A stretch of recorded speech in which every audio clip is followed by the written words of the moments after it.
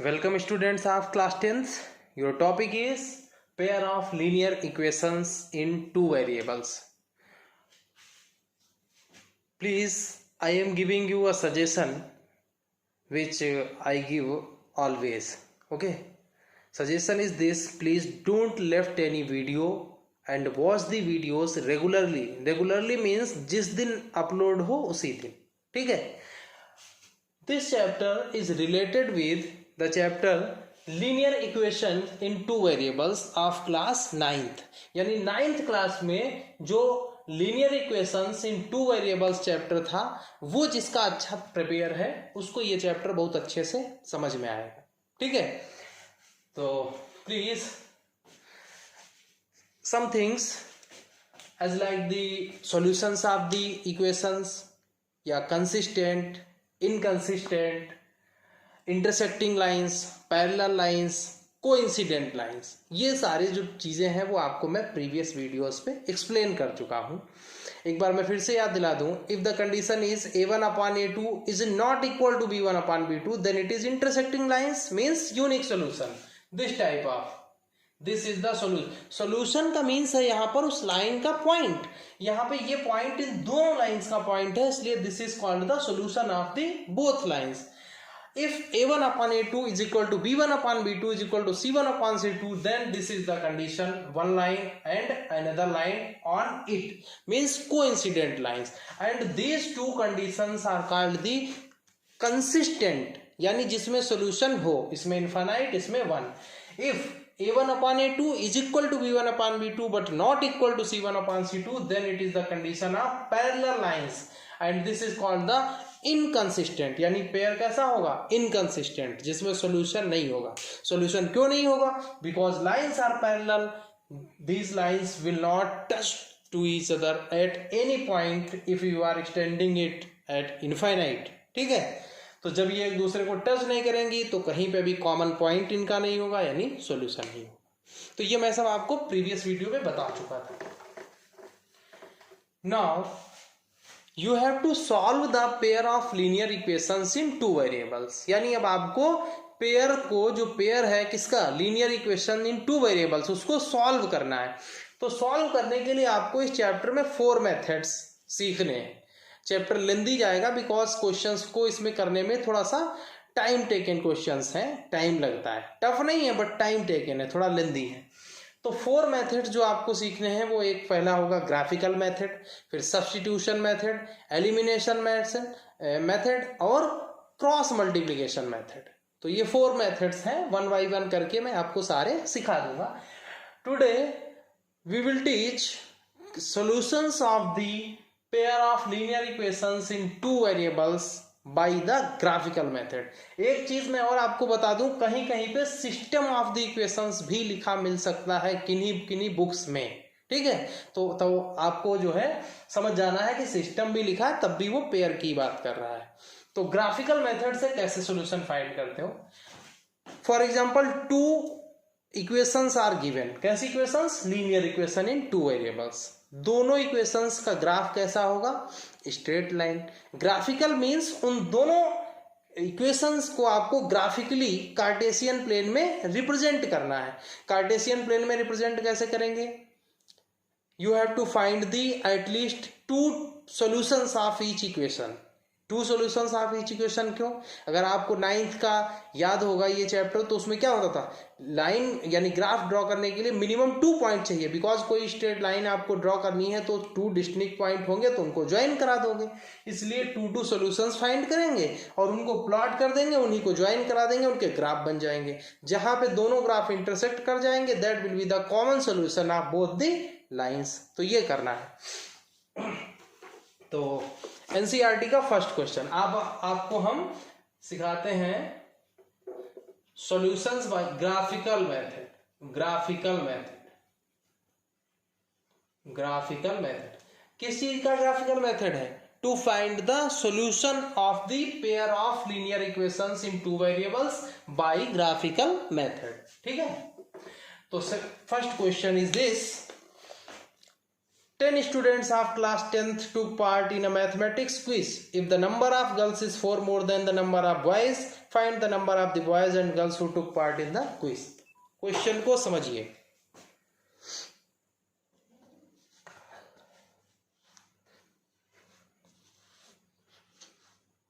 Questions को समझिए. Questions को समझिए. क्या कहा क्वेश्चन ने कि 10 स्टूडेंट्स, यानी कि जो पार्टिसिपेंट हैं क्विज में, वो टोटल नंबर ऑफ स्टूडेंट्स कितनी है? 10 students. In which the number of girls is 4 more than the number of boys. यानी कि 10 बच्चे हैं टोटल, उनमें से जितने बॉयज हैं उससे 4 ज्यादा है. कौन? Number of girls. एक मिनट जरा इंक डाल लेते हैं, कुछ कम है.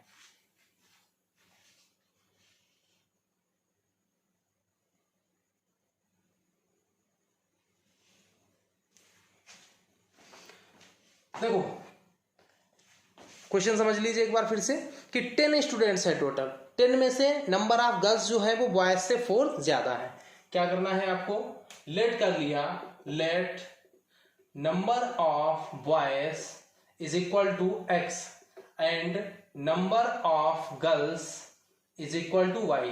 यानी बॉयज की नंबर कितनी? एक्स. Number of girls is equal to y. Since total number of participants कितनी है? 10. पार्टिसिपेंट्स का मतलब जो कुछ में जिनका पार्टिसिपेशन था. तो देखो टोटल नंबर ऑफ 10 है, यानी कि number of boys plus number of girls is equal to 10. तो नंबर ऑफ बॉयज कितना? x plus number of girls कितना? y. तो x plus y is equal to 10. ये फर्स्ट इक्वेशन बन गई. ठीक है, यानी कि दोनों टोटल बच्चे कितने हैं? 10, जिसमें से x बॉयज और y गर्ल्स. तो x plus y is equal to 10. फिर सेकेंड कंडीशन क्या है? सेकेंड कंडीशन ये है कि number of girls is 4 more than the number of boys. क्या क्वेश्चन है कि नंबर ऑफ जो गर्ल्स है वो 4 मोर देन है. किससे 4 मोर देन है? The number of boys. यानी बॉयज की नंबर से गर्ल्स की नंबर 4 ज्यादा है. तो देखो ये है बॉयज की नंबर, ये है गर्ल्स की नंबर. हम दोनों को इक्वल करना चाह रहे हैं. कैसे इक्वल हो जाएंगे? ये गर्ल्स की नंबर है, ये ज्यादा है 4, तो ये कम है 4, इसमें 4 ऐड कर दो. तो क्या बन गया? इसको जरा हम ऐसे लिखें, y इधर ले आओ तो x माइनस वाई, 4 उधर ले जाओ तो माइनस 4. तो ये सेकंड इक्वेशन. यानी कि अब हमारे पास पेयर बन गया. Pair of linear equations in 2 variables. ठीक है. अब इसके बाद क्या करना है? ग्राफिकली सॉल्यूशन फाइंड करना है. तो हमें इन दोनों के ग्राफ ड्रॉ करने हैं. तो मैं पहले इसके 2 सॉल्यूशंस फाइंड करता हूं. फर्स्ट इक्वेशन क्या है? x plus y is equal to 10.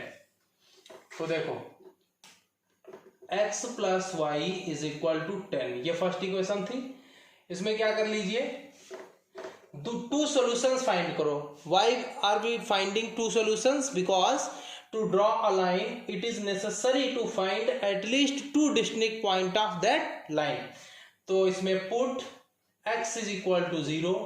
तो क्या होगा? 0 plus y is equal to 10. इसमें हमने x के प्लेस पे 0 पुट किया तो y कितना आ गया? 10. y 10 आया तो सोल्यूशन क्या हो गया? तो सोल्यूशन हो गया है x कॉमा वाई, यानी x 0 पुट किया तो y 10 आ गया, तो 0 कॉमा 10. फिर उसके बाद पुट, अब किसे? y 0 पुट कर, y इज इक्वल टू 0. जब y 0 पुट करोगे तो क्या आएगा? x plus 0 is equal to 10. तो x इज इक्वल टू 10. तो सोल्यूशन क्या लिखा जाता है? x कॉमा y, यानी सोल्यूशन हो गया 10 कॉमा y कितना? 0. 10 कॉमा 0. ठीक है.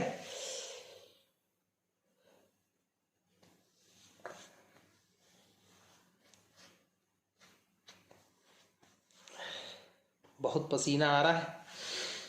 उसके बाद देखो सेकंड इक्वेशन क्या थी? x minus y is equal to -4. ये इक्वेशन 2 थी. इसके भी 2 सॉल्यूशंस फाइंड कर लो. तो put x is equal to 0. इसमें x के प्लेस पे 0 रखोगे तो minus y is equal to -4. Minus y is equal to -4. Y y cancel, y is equal to minus minus cancel, y is equal to 4. तो solution लिखा जाता है x comma y. तो x 0 पुट किया तो y आया 4. ठीक. Put अब y इज इक्वल टू 0 कर दो। जब put y is equal to 0 तो इसमें देखो x minus 0 is equal to -4, तो x इज इक्वल टू -4, तो सोल्यूशन क्या बना -4 कॉमा y कितना 0। ये दो सोल्यूशन आए। इस इक्वेशन के सोल्यूशन में दोनों देखो, मैं यहाँ पे हमको इरेज करना है इसलिए मैं इनको सॉल्यूशंस को यहाँ लिखे ले रहा हूँ। आपको ऐसे लिखने की जरूरत नहीं, आपने ये लिखा उसके बाद सीधा आपको क्या करना है, कार्टेशियन प्लेन पे ग्राफ को प्लॉट करना है। तो हमारे 4 देखो 10 0 और एक सॉल्यूशन है 0,4 और एक है -4,0 0 10 10 0 0 4 और -4 0।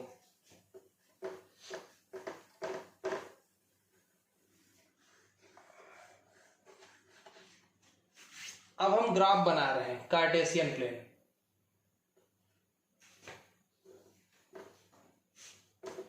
एक्स एक्सिस, वाई एक्सिस और ओरिजिन 1 2 3 4 5 6 7 8 9 10 1 2 3 4 5 6 7 8 9 10 -10 -9 -8 -7 -6 -5 -4 -3 -2 -1 1 2 3 4 5 6 7 8 9 10 10 9 8 7 6 5 4 3 2 1 1 2 3 4 5 6 7 8 9 10 -1 -2 -3 -4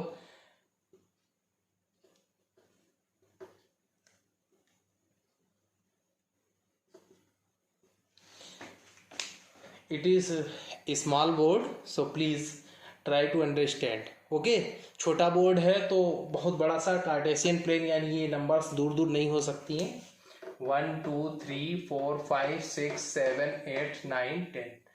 अब आप देखो जो फर्स्ट इक्वेशन बनी थी इस क्वेश्चन में उसके 2 सॉल्यूशंस आए थे 0,10 और 10,0। 0,10 कहाँ होगा, देखो ये होगा 0,10 वाई एक्सिस पे, ठीक 0,10 और 10,0 कहाँ होगा एक्स एक्सिस पे, ये होगा, ये है 10,0। ये दो सॉल्यूशंस हैं किसके, फर्स्ट इक्वेशन के 0,10 और 10,0। तो इन दोनों को मीट करा दीजिए और ये इक्वेशन कौन थी, x + y = 10। जिन लोगों ने 9th को ढंग से पढ़ा था उनको बहुत अच्छा समझ में आ रहा होगा और जिन्होंने 9th में ये चैप्टर नहीं ढंग से पढ़ा उनको प्रॉब्लम हो रही होगी। अब देखो जो दूसरी इक्वेशन थी उसके सॉल्यूशंस थे 0,4, तो 0,4 कहाँ होगा वाई एक्सिस पे, ये है 0,4 और इसका दूसरा पॉइंट था इसी इक्वेशन सेकेंड वाली इक्वेशन का -4,0, तो -4,0 एक्स एक्सिस पे होगा बट यहां होगा, ये है -4,0। ये इन दोनों को मीट करा दीजिए, ये ऐसे निकलेगा यहां से, इससे 4 से होता हुआ। तो ये इक्वेशन थी कौन सी, x - y = -4, ठीक। अब देखो ये दोनों इक्वेशन सॉल्यूशंस का मतलब क्या होता है, एक इक्वेशन का ये ग्राफ एक इक्वेशन का ये, तो इन दोनों ही ग्राफ का कॉमन पॉइंट कौन है, इन दोनों ग्राफ का कॉमन पॉइंट ये है, ये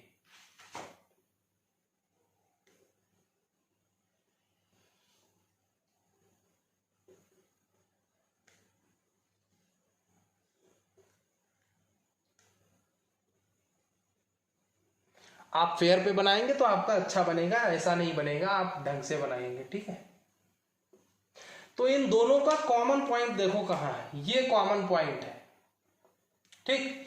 तो जो कॉमन पॉइंट होता है वो इन दोनों का पॉइंट हुआ, इन दोनों लाइंस का मतलब ये जो पॉइंट है, अब देखो ये पॉइंट है कितना, इधर से देखो तो 7 और x की तरफ देखो तो 3, यानी इसके कोऑर्डिनेट होंगे 3,7, ठीक। जब आप फेयर बनाएंगे तो बिल्कुल करेक्ट 3,7 पे दोनों ग्राफ इंटरसेक्ट हो जाएंगे। तो this is the common point of this line and this line.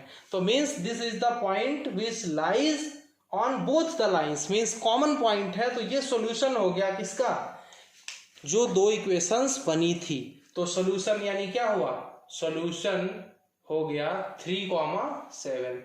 अब 3,7 का मतलब ये x की वैल्यू है, ये y की वैल्यू है। x आपने किसे लेट किया था, नंबर ऑफ बॉयज को। अब ये आप बना लेंगे, इसके बाद हम इरेज कर रहे हैं इसको, आपको बनाना है ये।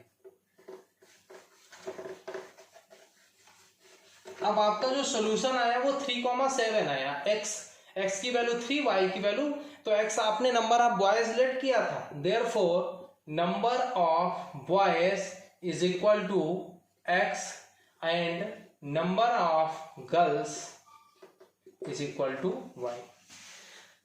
आंसर को और फेयर करने के लिए आप ये भी लिख सकते हैं, the number of boys which took place in the quiz is equal to x, the number of girls which took place in the quiz is equal to y।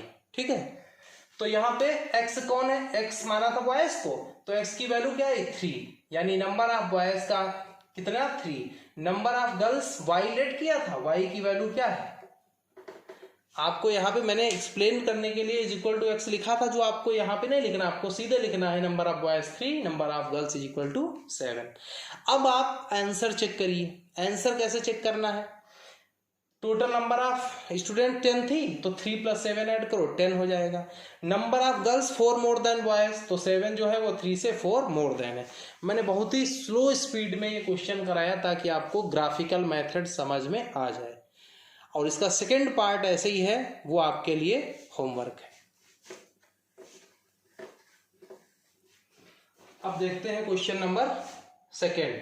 लिखा है on comparing the ratios a1/a2, b1/b2 and c1/c2 find out whether the lines representing the following pairs of linear equations intersect at a point are parallel or coincident। बहुत easy है, इसमें वो जो 3 conditions मैंने बताई थी वो ध्यान रखनी है। तो सेकंड क्वेश्चन का first part 5x - 4y + 8 is equal to 0 और 7x + 6y - 9 is equal to 0। देखो क्या करना है,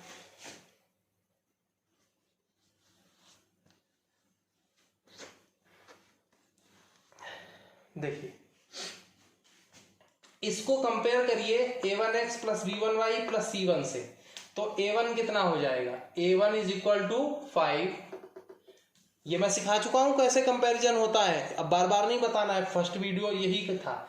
b1 इज इक्वल टू -4 और c1 इज इक्वल टू 8। यहां से देखो a2 is equal to 7, b2 is equal to 6 और c2 is equal to -9, c2 is equal to -9। तो a1 b1 c1 a2 b2 c2। अब देखो a1/a2 फाइंड करो, a1/a2 मतलब 5/7, फिर b1/b2 कितना -4/6, तो 2 2 जा 2 3 जा, तो ये कितना आ गया -2/3।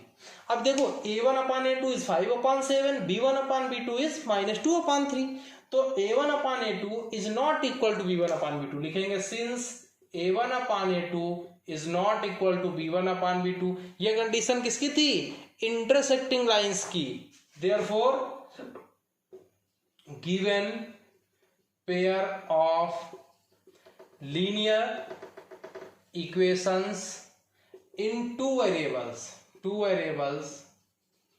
अगर इसमें कंसिस्टेंट और इनकंसिस्टेंट बताना होता तो क्या लिखते हैं, इज कंसिस्टेंट, बिकॉज ये किसकी कंडीशन होती है, इंटरसेक्टिंग लाइंस की, और इंटरसेक्टिंग लाइंस में 1 सॉल्यूशन होता है, तो कंसिस्टेंट हो गया। और नंबर ऑफ सॉल्यूशंस कितने होंगे, is given pair of linear equations in 2 variables is consistent and has unique solution और lines are कैसी हैं, lines are intersecting मैंने सारी चीजें लिख दी हैं, आपके आंसर में भले इतनी चीजें नहीं पूछ रहा था। मैंने ये भी बता दिया कि a1/a2 is not equal to b1/b2 means intersecting lines. अगर इंटरसेक्टिंग है तो कंसिस्टेंट होगा, और इंटरसेक्टिंग है तो यूनिक सोल्यूशन होगा। तो वो सारी चीजें मैंने यहाँ लिख दी।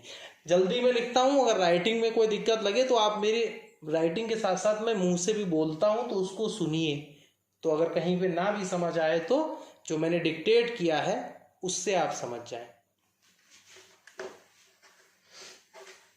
अब इसके जो सेकंड थर्ड पार्ट है वो मैं नहीं कराने जा रहा। क्यों? क्योंकि ऐसे ही आप a1 b1 c1 a2 b2 c2 find कर लेंगे इक्वेशन जो भी है उनसे। उसके बाद आप a1/a2 b1/b2 फाइंड करो। अगर वो इक्वल नहीं आए तो यही आंसर जो मैंने इसमें लिखा। अगर वो इक्वल आ जाते हैं तो आप फिर c1/c2 भी फाइंड करो। और अगर a1/a2 is equal to b1/b2 और is not equal to c1/c2 तो ये पैरेलल लाइंस की कंडीशन होगी, यानी इनकंसिस्टेंट, नो सॉल्यूशंस। और अगर a1/a2 is equal to b1/b2 is equal to c1/c2 तीनों इक्वल आ गए तो लिख देना these lines are coincident and infinitely many solutions. Lines कैसी होंगी? कोइंसिडेंट, और नंबर ऑफ सॉल्यूशंस कितने? Infinitely many solutions.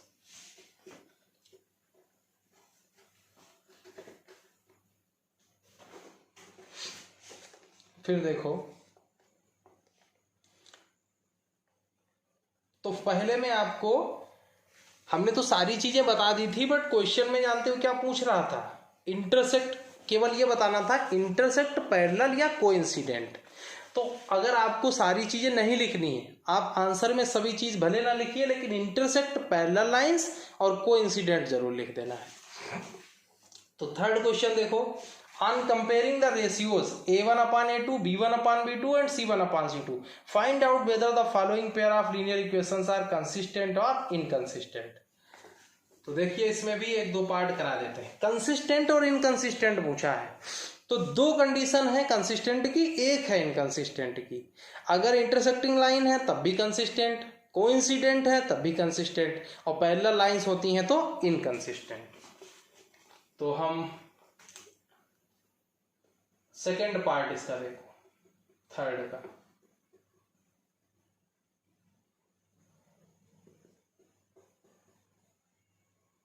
Second, 2x - 3y is equal to 8,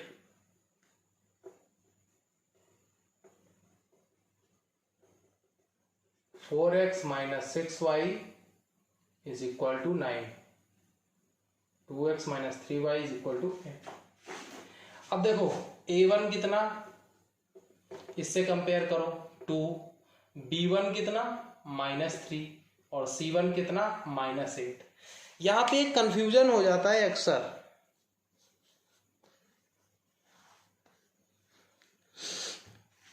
क्या?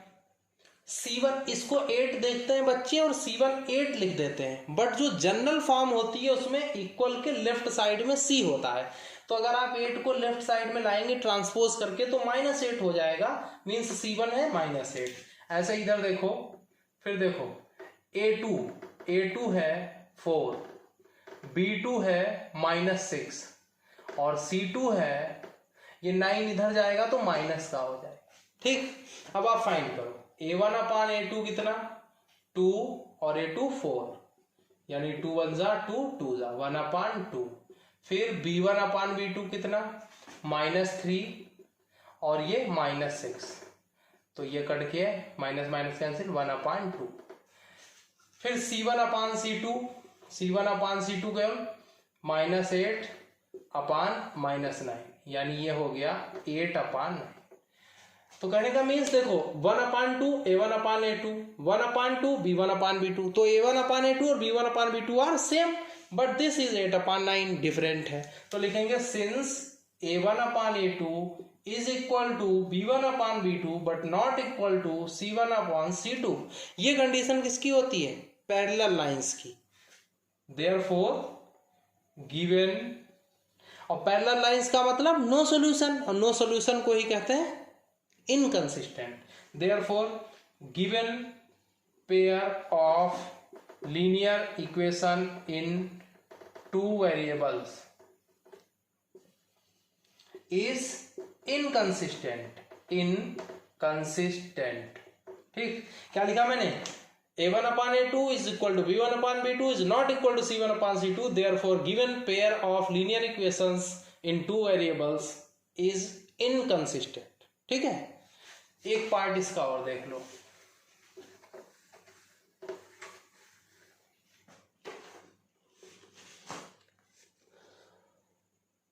इसका पार्ट देख लेते हैं. फिफ्थ,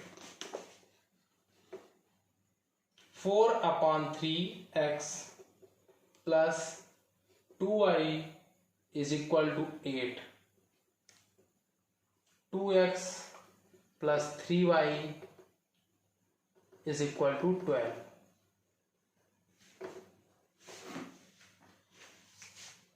ठीक, यह हो गया. आप इसको देखो, दो तरीके हैं. चाहो तो आप इसी को a1 ले लो. ये if you want to finish the denominator 3, then there is a way you can multiply this equation by 3. यानी अगर इस पूरी इक्वेशन को आप 3 से मल्टीप्लाई करा दें तो ये 3 आपका रिमूव हो सकता है. यानी कि इस पूरी इक्वेशन को हम 3 से मल्टीप्लाई अगर करा दें इसको, तो हम ऐसे भी लिख सकते हैं. इसको 3 से मल्टीप्लाई करा दो तो ये यहां जब इसको 3 से मल्टीप्लाई कराओगे तो 3 कैंसिल होके बचेगा 4x, और ये 3 2 जा 6y, और ये 8 3 जा 24. तो 2x plus 3y is equal to 12. कहने का मीन्स जो ये इक्वेशन थी वही यहाँ पे भी लिखी है सेम. समझने का फर्क है, बिल्कुल वही है. इस 3 को रिमूव करने के लिए पूरी इक्वेशन को 3 से मल्टीप्लाई करा दिया LHS और RHS में. तो देखो a1 is equal to 4, b1 is equal to 6 और c1 इज इक्वल टू -24. ये माइनस क्यों? क्योंकि ये 24 इधर लाओगे इक्वल के, इधर 0 हो जाएगा और इधर माइनस हो जाएगा. And a2 is equal to 2, b2 is equal to 3 और c2 इज इक्वल टू, ये 12 इधर आएगा माइनस का 12 हो जाएगा. ठीक है, अब आप निकालिए. Now a1 upon a2 is equal to कितना? a1 4 और a2 कितना? 2. तो ये हो गया 2 1 जा 2 जा, यानी कि 2/1. फिर b1 अपान b2, तो b1 कितना? 6 और अपान 3, तो 3 1 जा 3 2, तो ये भी है 2/1. एंड c1 अपान c2, तो c1 माइनस का 24 और अपान ये माइनस का 12, माइनस माइनस कैंसिल, 12 1 जा 12 2 जा, यानी 2/1. तो in this question a1 upon a2 is equal to 2/1, b1 upon b2 is equal to 2/1, c1 upon c2 is equal to 2/1. यानी all three ratios are same. ये और ये तीनों सेम.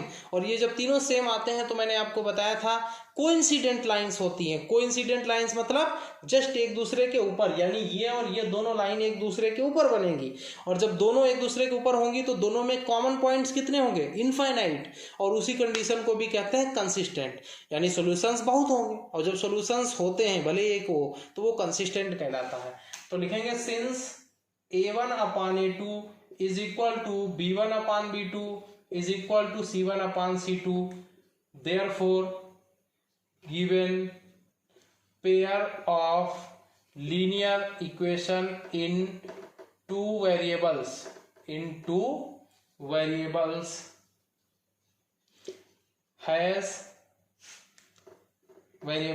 is consistent. consistent क्यों? क्योंकि इसके सॉल्यूशन होंगे consistent. ठीक है, तो आज के लिए इतना ही.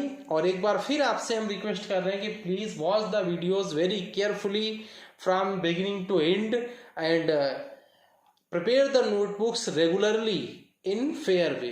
रोज का रोज आप नोटबुक्स लिखिए और फेयर वे में वर्क करिए. और मैं ये मान के चल रहा हूँ कि आप सारे लोग इस चीज़ को फॉलो कर रहे हैं. तो please students follow the instructions. Thank you so much. बहुत ज़्यादा वीडियो को लेंदी नहीं करेंगे. अब remaining exercise 3.2 we will cover in next video. ठीक है, तो नेक्स्ट वीडियो में आपका रिमेनिंग एक्सरसाइज कवर हो जाएगी. Thank you so much. मिलते हैं नेक्स्ट वीडियो में.